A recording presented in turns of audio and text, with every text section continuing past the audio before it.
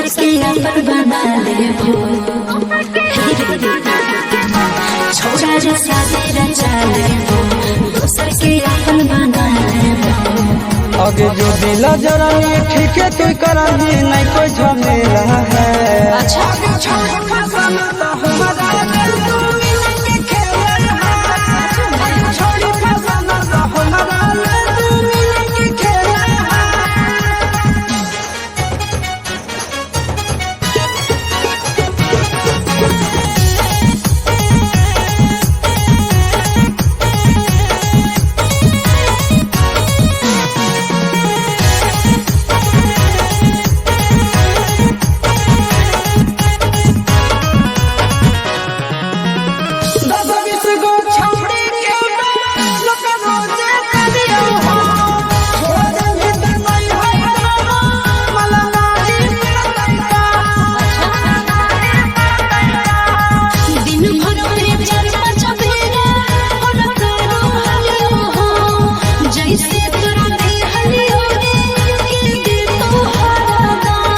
जो बलम के दिए ले हम गे काफी अकेला है।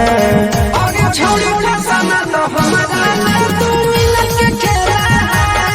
आगे छोड़ी फसाना तो हमारा तू मिलन के खेला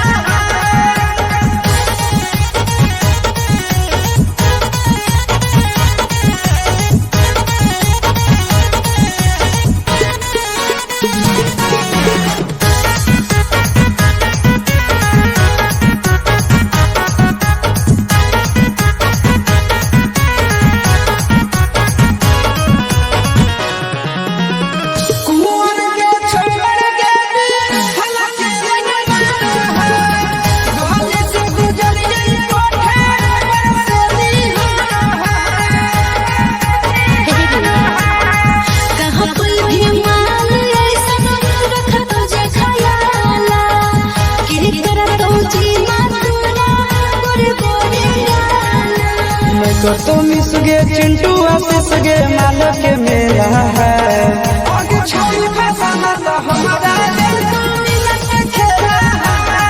आगे छोड़ी फसाना तो हमारा तू मिलन के खेला है। लाइन लगा दोगे।